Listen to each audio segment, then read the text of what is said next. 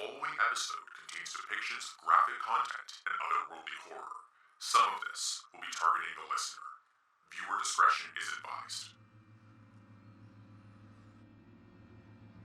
Welcome back to the Foundation, new recruit, and welcome to your final lesson.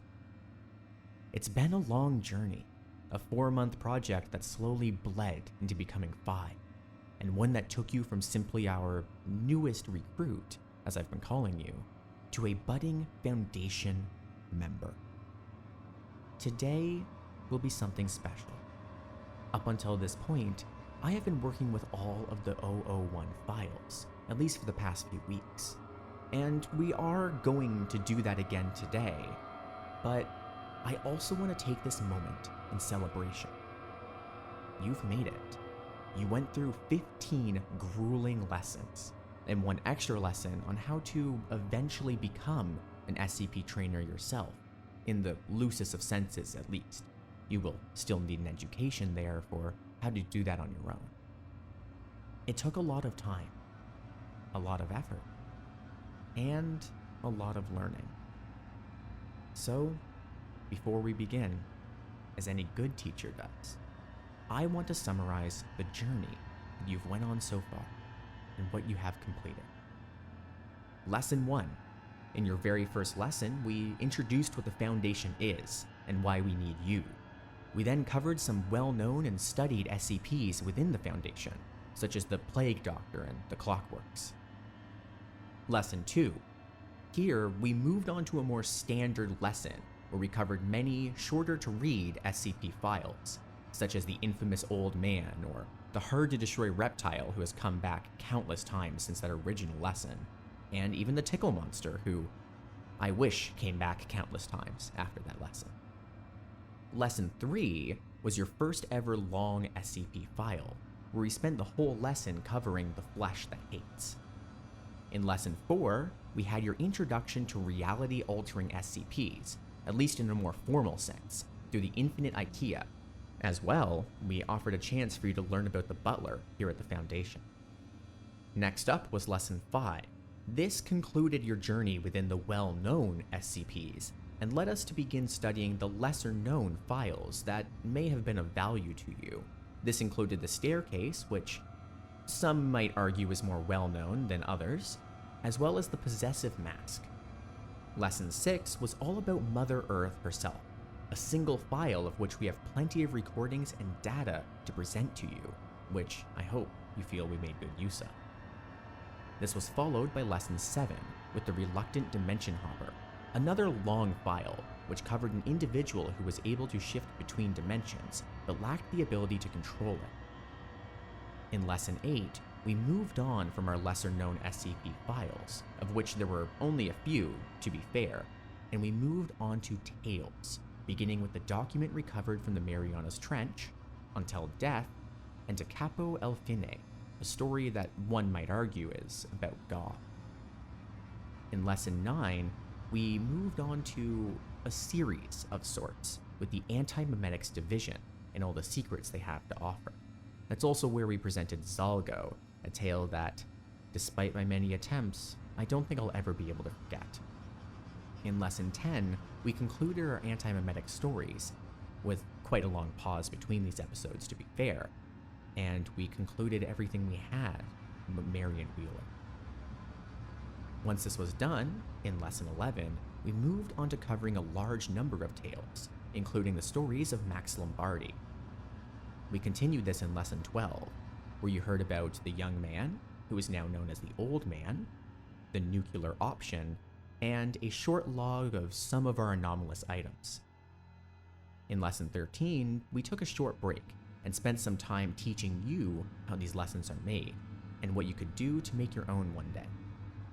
In Lesson 14, we began covering the 001 files, where we told the story of Daybreak, otherwise known as SD Locke's proposal for SCP-001.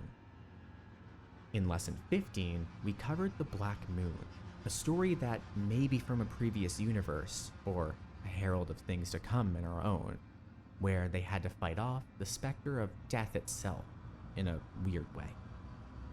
And now, today, we have lesson 60, your final lesson. It has been a long and wild ride. After today, you'll be ready to move on to your own teams and to begin action as a real Foundation agent.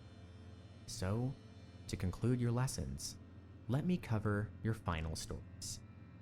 The last SCP-001s that I wanted to include in your lessons. To begin, I present to you Dr. Mann's proposal.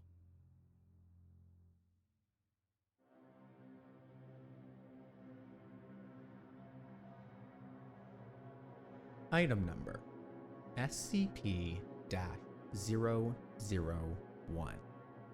Object class Embla. Special containment procedures. SCP-001 is contained on the grounds of Site-0 in Upstate. A fence has been constructed around the perimeter of SCP-001's observed effects. In addition to Site-0 security, no fewer than 5 armed guards are to be present in all times to prevent unauthorized entry. The adjoining physics laboratory will be manned at all hours, studying any anomalies. A small metal plaque bearing an inscription will be maintained in good condition. Any damage is to be immediately reported to maintenance. Description: SCP-001 is a circular gravel path in a wooded area. When traveled in a counterclockwise direction, the trail is continuously uphill even after reaching the original point. When traveled in a clockwise direction, the trail shows the same amount of uphill and downhill travel as expected. Level 5 clearance is required to access SCP-001's experiment log. New members of the Overseer Council are required to read document 001-05.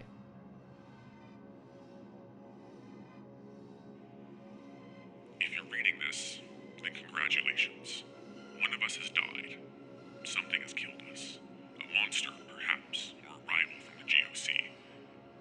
Or maybe we just got a little too close to the flame, like Aaron. The old age, of course. We took care of that, didn't we? Anyway, one of the old guard is gone. Maybe Jason, maybe Agnes, maybe me. Hell, I'd be surprised if I wasn't the next one to die. I was always the most expendable. I'm going to write this to you as though you were a human being. It'll be the last time anyone extends you this courtesy, so I hope you appreciate it. Whoever you are, whatever you did before, you must have been high-ranking when you were pulled into this. You must have noticed the discrepancies, the inconsistencies. I don't know how much you've been told already, or how much you've pieced together. The crux of the matter is, the retrievals and recoveries of SCP objects are staged, or made up whole cloth. We have never discovered an SCP in the entire history of the Foundation. I should start from the beginning. Let me tell you a story. Aaron Siegel was a physicist studying at Cornell in 1891. He was a truly gifted individual and had his life taken a different path. I believe that his name would be there with Edison, Einstein, and Hawking. I knew him very well. He was, and may still be, my brother.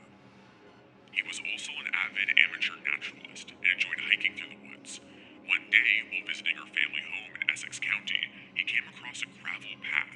He decided to follow it for a time and noticed that it kept climbing uphill far longer than it should have. It should have taken him above the nearby hills. Instead, he found himself back where he'd started, without a foot of downwards travel. Another man would have assumed that his senses were faulty and left. Aaron, however, was a stubborn man. He investigated further. He found the path did not conform to pure geometry of Euclid. Like Sakiri before him, he found something abhorrent to the nature of straight lines. And so, he studied it. The equations he derived are part of the file you received. You'll learn them by heart eventually. He built a small shack nearby which served as a makeshift laboratory. His first experiments produced a key capable of opening any lock, now contained as SCP-005. He brought in others. As his brother, I was one of the first he contacted. I was a medical student at Harvard at the time. I initially thought that he was mad, but when he showed me the path and the key, I had to learn more. There were others others with us, other friends and colleagues. Most of them are gone now, but we were the core. We created the foundation from around ourselves. In the beginning, it was just about discovery, about finding the things that we could do. We had such high hopes, such plans. We were going to change the world. We were going to save it from itself. We could feed the hungry, shelter the homeless, heal the sick and dying. Thomas Carter found us money. We were none of us poor, but we ran through our fortunes quite quickly. Thomas used his connections on Wall Street and in Washington to fund us. He showed them the least of what we could do and promised heaven against the threat of hell. Agnes Peterson, my brother's fiancée, was the administrator. We knew nothing of how to run an organization. We were a herd of cats running to and fro, and she turned us into a foundation, putting us dreamers and madmen into the same yoke. We soon had a facility built, but we were still so secretive.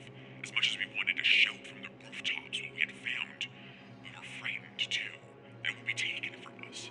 We told ourselves it was just for the interim, until we were sure of our footing. We'd show them.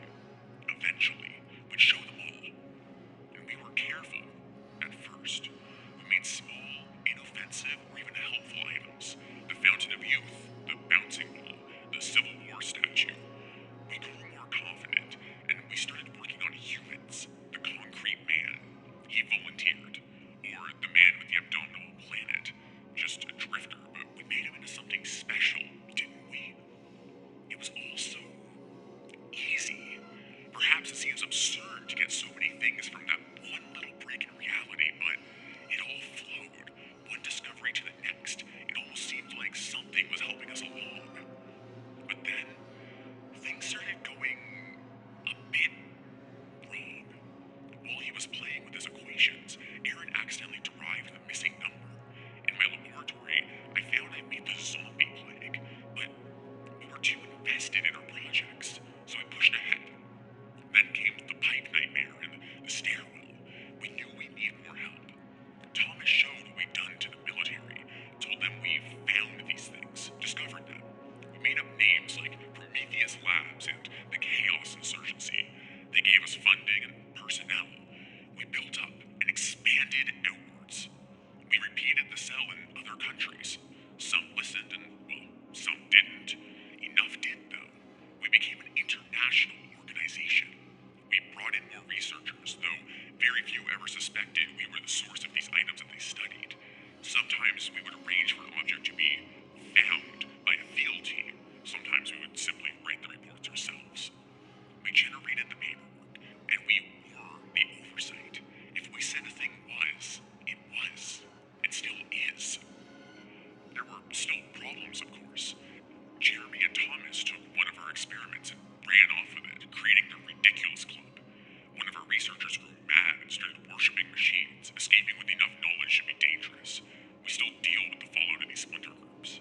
So, we contained them. We handled them. We couldn't stop. Surely you can see that. Rather than more cautious, we grew bolder. I cut up a little boy and turned him into the flesh that hates. And there were reasons. There were always reasons. 231. We created her and her sisters. We took them from orphanages and arranged for what followed. And it was no accident. We knew what we were doing. There was a reason for it once, but I'll be damned if I can remember it now.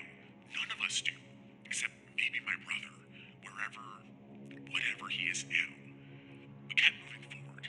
Even after Abel, after the blood pond, after that damnable reptile, we still moved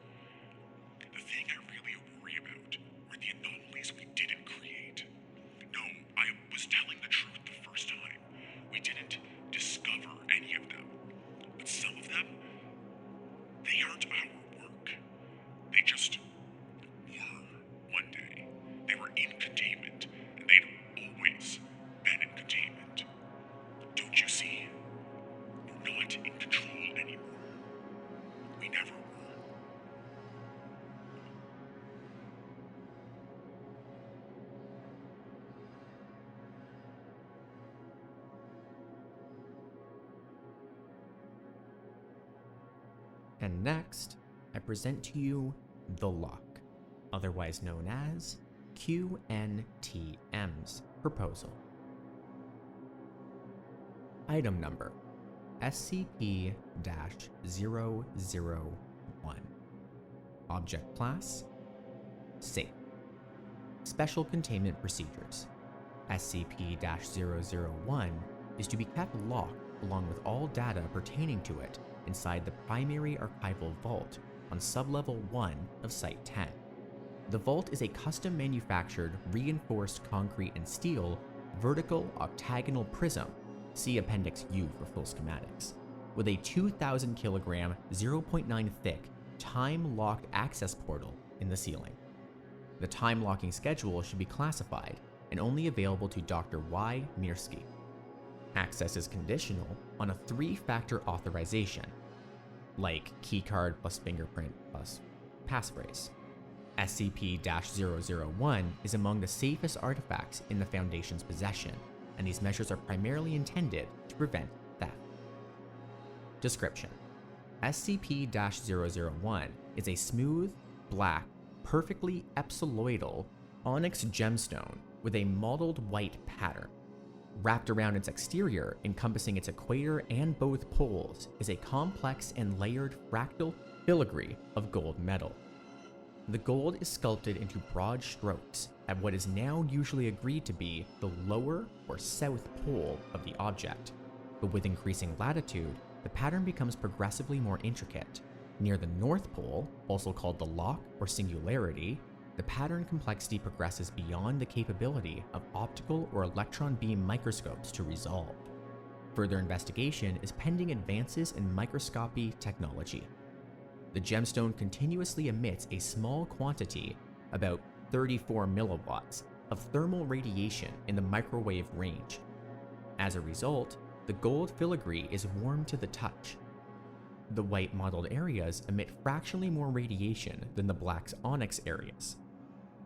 Other than this, SCP-001 is totally inert. It is opaque to all forms of electromagnetic and hard radiation, and, so far, indestructible. Its onyx and gold composition is guessed from visual inspection, since the taking of samples for chemical analysis has proven impossible. Project Pluto Master Log. The following experiments have failed to open SCP-001. 1. Conventional lockpicking. 2. Brute force assault with a hammer, chisel, sledgehammer, bolt cutters, welding torch, bandsaw, and other tools. 3. Sustained heating to 5,000 degrees centigrade in industrial furnaces. Artifact reflected all thermal energy and did not increase in temperature at all. 4. Direct application of industrial cutting laser at about 160 kilowatts per centimeter squared, concentrated on the Locke. The artifact reflected all energy. 5. Compression in vise, car crusher, hydraulic diamond face press. All were destroyed. 6. Application of corrosive acids and other highly oxidizing compounds. No reaction. 7. Detonation of plastic and solid explosives up to 0.5 kilotons TNT equivalent at point-blank range. No effect. 8. Detonation of a 15 kiloton TNT equivalent atomic warhead at point-blank range. Authorization granted retroactively by Dr. Mirsky. No effect. Project Pluto is to be immediately terminated. Dr. M. Project Pluto is ongoing with the full support of Foundation resources. Dr. Mirsky. SCP-001 Acquisition Report. The earliest record of SCP-001 is the handwritten journal of the minor Scottish aristocrat Sir Edwin Young, 3rd Baronet from 1611 to 1677. As was customary at the time, Young kept a cabinet of curiosities, a small room of artifacts of undetermined provenance such as sculptures, preserved creatures, and trinkets. Young's journal indicates references to his acquisition in 1654 of "unbounded jewel of onyx and filigree gold, of finelles beyond rational statement," while traveling across the Mesopotamian desert. The journal indicates that SCP-001 was found buried in the ruin of a bitter, blasted place, older than days, or what Jung took to be a temple to a fearsome death god. SCP-001 was found encased in stone at the center of 4 enormous runic stones. Jung's journal includes a sketch of the most readable side of the most well-preserved stone, but he was unable to read the runes or find a scholar who could translate them. Jung's account of his journey to the location of the ruin is incomplete and has not yet been located. Jung's selection of curious provenance lay in storage for several centuries after he died. In 1805, his descendants donated SCP-001 to the Scottish National Museum in Edinburgh. The curators of the museum regarded SCP-001 as an ancient, fragile, and priceless example of ancient Sumerian metalworking. They therefore failed to discover its anomalous warmth, its indestructibility, or its impossible microscopic scale construction. They were, however, able to identify the runes in Jung's sketch as tertiary Sumerian cuneiform circa 3400 BCE. Only a partial translation is possible, found below.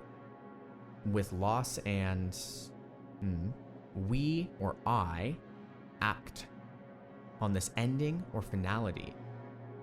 Joy plus permanence, possibly protection. Mr. McKendalish, who performed the translation, noted, "This appears to be some sort of incantation or spell of containment. Apt is the name of whatever is imprisoned within the gemstone." SCP-001 was finally placed on semi-permanent display in 1949.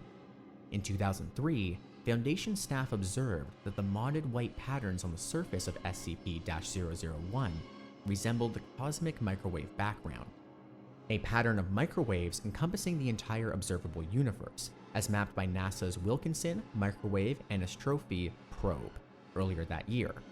Closer inspection showed the two patterns to be identical.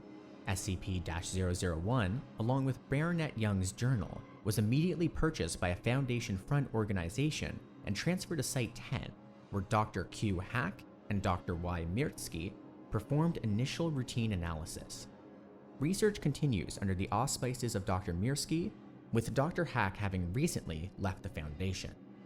Jung's journal also includes several detailed sketches of SCP-001. In one of the sketches, a small ornate object resembling a key is shown fitted into its north pole. The key has not yet been recovered.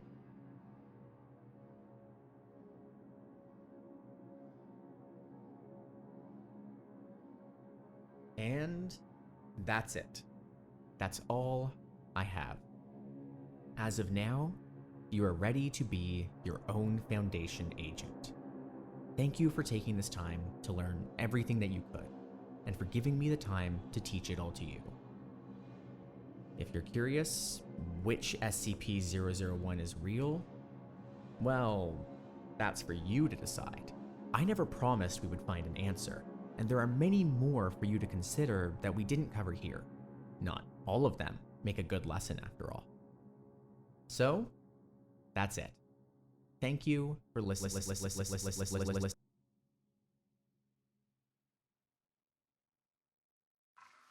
By order of the Overseer Council, the following file describes a Keter-class anomalous cognito hazard and is level 4/2316 classified. Unauthorized access is forbidden. Item number SCP-2316, Level 4 Secret. Containment Class Keter. Disruption Class Kennic. Risk Class Danger. Cognito hazard warning. The following file contains images and tags that are carriers for anomalous cognito hazardous influences. You do not recognize the bodies in the water. Due to this, it is imperative that all personnel accessing this file be certified as having a cognitive resistance value of no less than 14.5. Should you fail an automated CRB verification, please remain calm and do not move. A member of your site's medical staff will be with you shortly. Please repeat the following phrase slowly and clearly into your terminal microphone. I do not recognize the bodies in the water. Running adjusted total its processor. Verification complete. User CRBs within acceptable limits. Special containment procedures.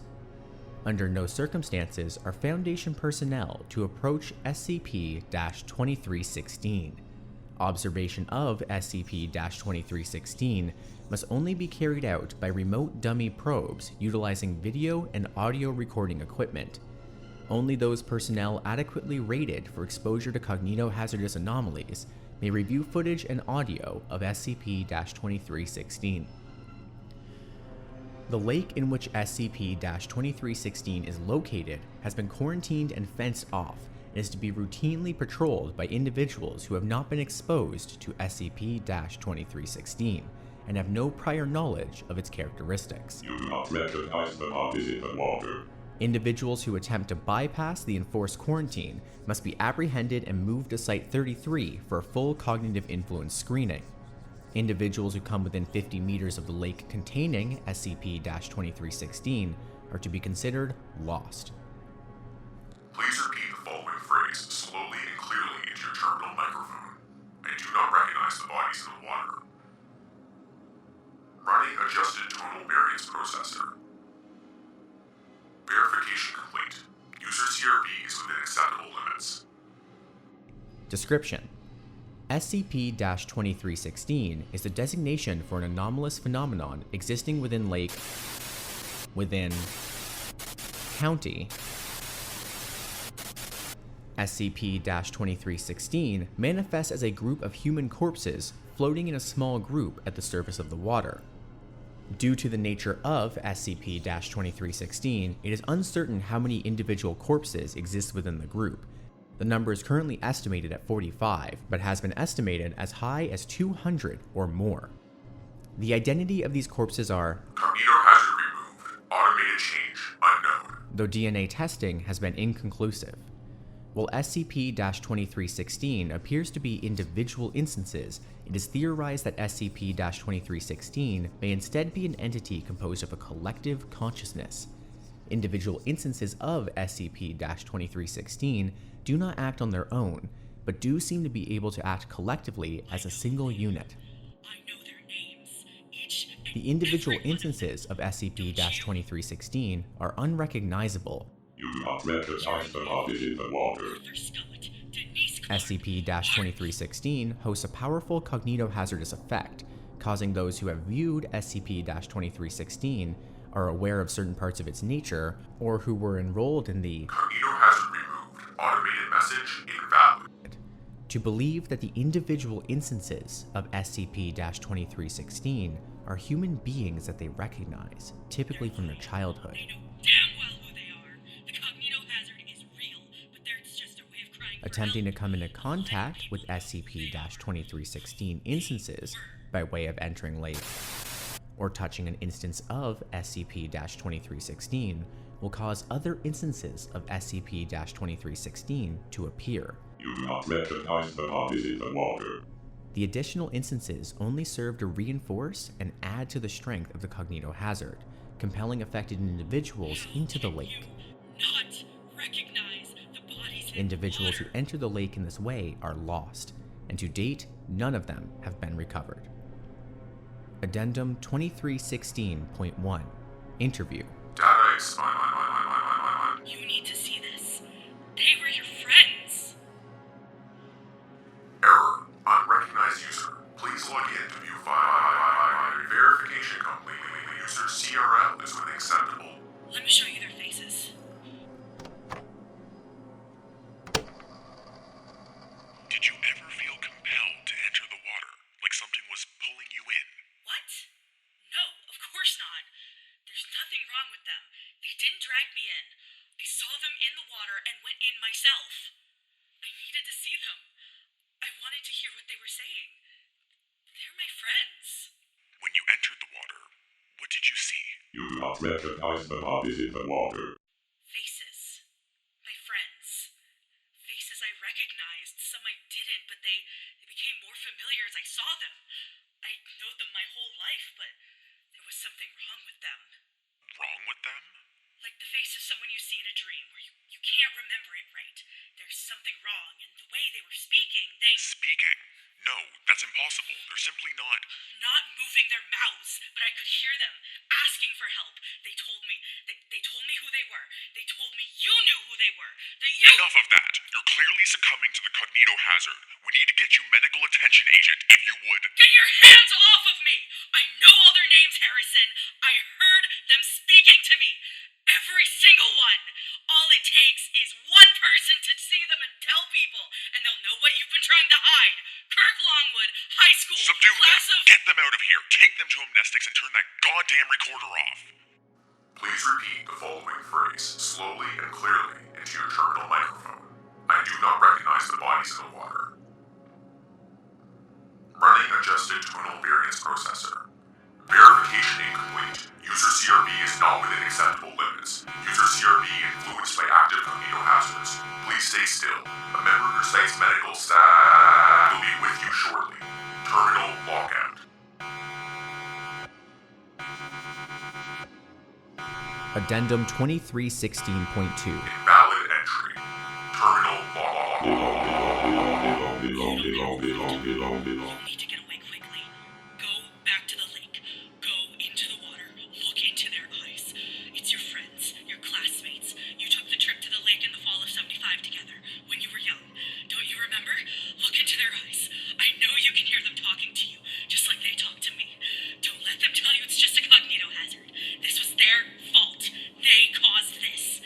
We were all innocent kids, don't you remember?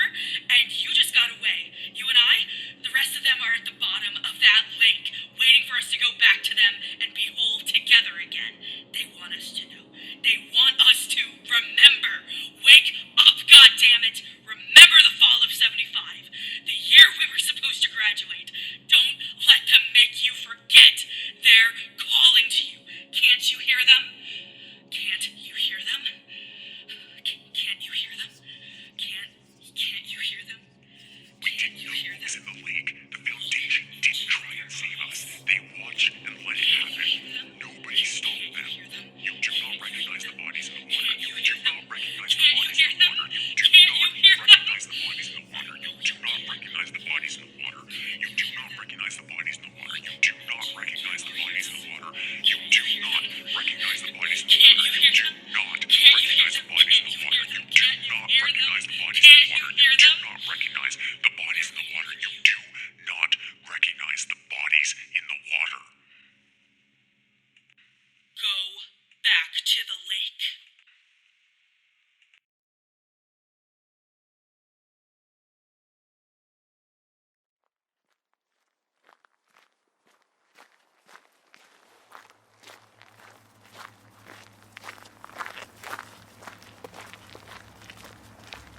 The old water town on the outskirts of this shitheel town has been derelict for ages.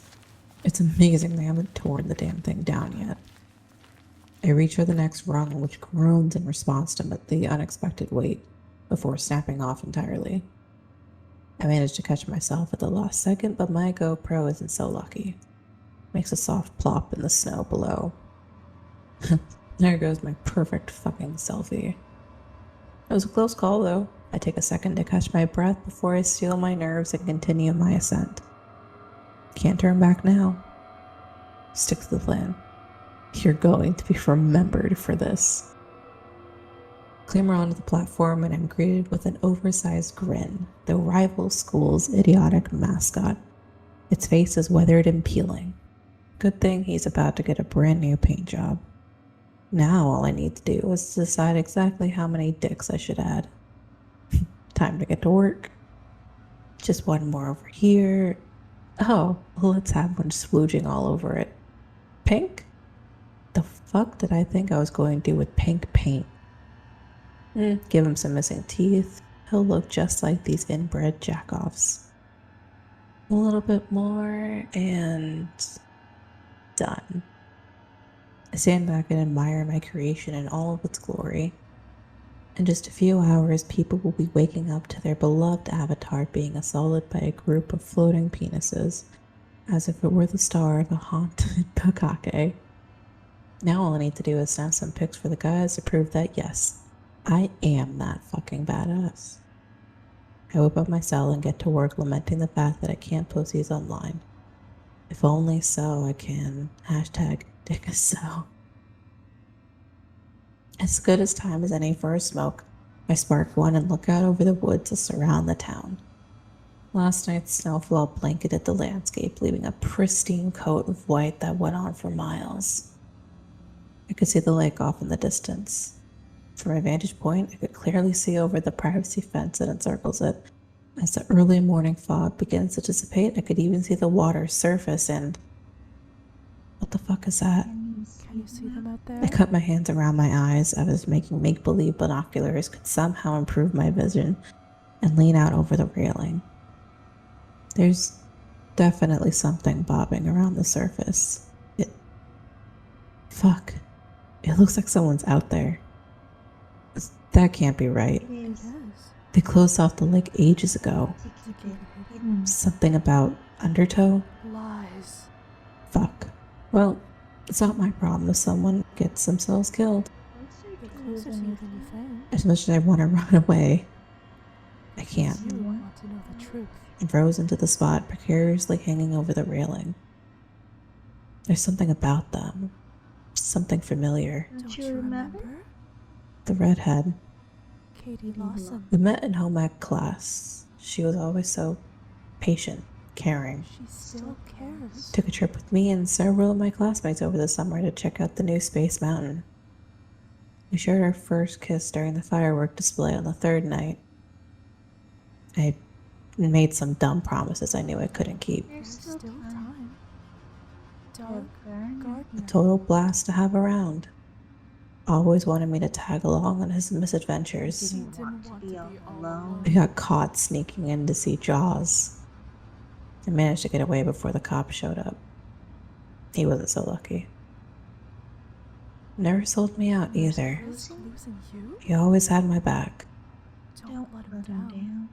Ben Ward? Lived across the street from me our entire lives. He's been here the whole time. I could never ask for a better friend. And you.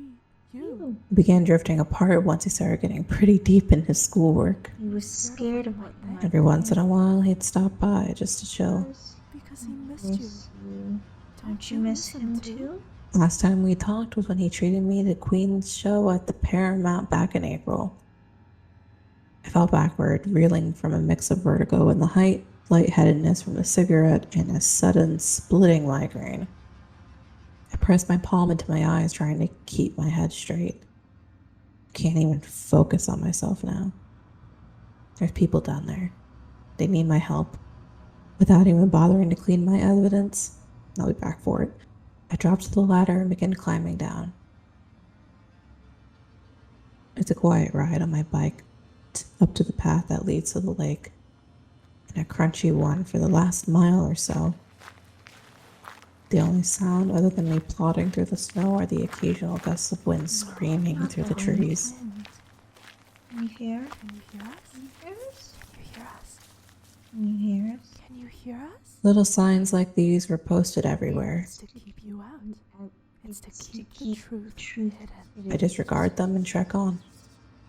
I can't abandon my friends now. It's funny, even though the sun is coming up, it seems to be getting colder. It's always cold. That's Why why they they need you. need you. Barbed wire. Fuck, that's right. How the hell am I supposed to get over this? Over there. Wait a minute, that bush. Almost. Looks like there's a hole behind it going right under the fence. Please. On my hands and knees, I crawl through. I can see it Can now. you see them? Can you see Can them? you see them? Can Can you you see see them? us? Can they see Can you us? see us? Can you see them? They can see you. you. We can. We can. See. See. See See. you. It's... Dear God. Will you you help help us? Do you remember us? Do you remember me? Do you remember me? Us? Me? How could you forget?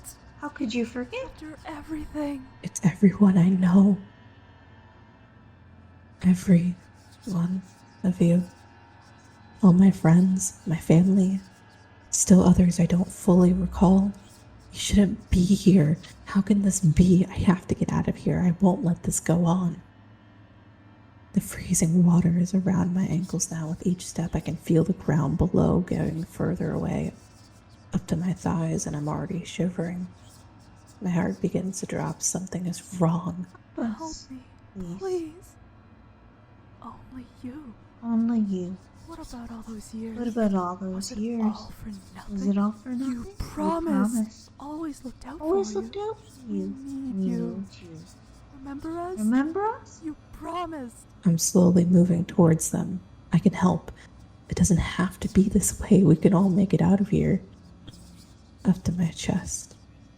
I can't shake the creeping dread from being in such deep water.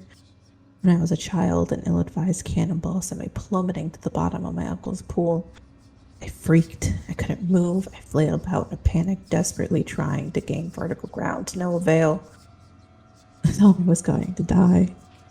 Someone got down in time to fish me out, but ever since I've had a horrible phobia of water. In fact, I never actually learned how to swim. It's all right. It's all It's right. all right. It's all right. It's all right. There's always, There's always time. Don't turn Don't back. turn back. Don't leave us Don't here. leave us here. Please. Please. Promised. You promised. Up to my neck. It's too late now. I can't find the bottom. I can't gain footing. I'm choking on water. I'm starting to flail again. It's all right. We've waited You've so waited long. so long. In their arms now. You won't turn your back on You us. won't turn your back on us. I can see their faces. We could have been We so could have been much. so much. Done so Done much. so much. All gone. Wasted. I recognize them. I know of them. We're finally We're finally together. together. They've They've been been waiting for for me. me for so so long. long. How could I have forgotten? Why do they Why would want they do that do to that us? to us? Us. How How could did could they? they? They can't do They that. can't do They that. leave us They can't here. leave us here. you Can't leave me here. me here? Don't forget me.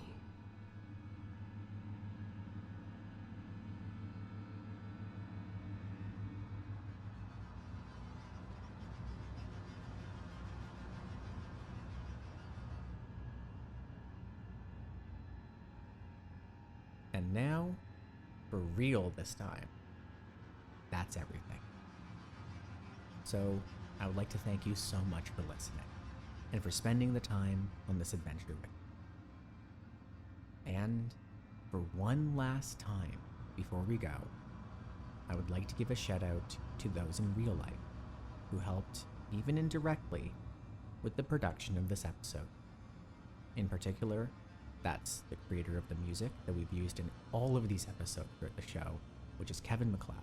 All of his music is licensed under Creative Commons by Attribution 4, and you can listen to it on incomtech.com. I'd like to thank the SCP authors, particularly Dr. Mann, who wrote The Spiral Path, qntm, who wrote The Locke, djkaktus, who wrote SCP-2316, Field Trip, and SD Locke, who wrote the final story titled Not Fade Away. And above all else, I would like to thank the voice actors from this episode who put in their time to make this sound so good. They were Esme, who played the role of the Afflicted agent, Echo, who was the explorer in the story, Kit, who was the first of the voices that Echo heard, and Serena, who was the second of those voices.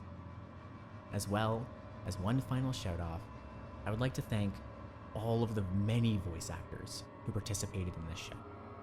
From some of the earliest episodes, we had Sam Moore, then Ben Newling, who played the butler from The Butler's Handbell, Then from the staircase, we brought in Echo, Esme, and Catherine, who helped today. And from Mother Earth, we brought in Kit and Crow. When it came to anti-memetics, we brought in Noel, played the role of Marion Wheeler. And then, for Heart and Soul, as part of the Daybreak scenario, my co-host from another podcast, Vi, came in to read a story for us. So, thank you so much for listening, and thank you to the voice actors who put in so much time to make this show work. Have a good one. This is Dr. Robin, signing off.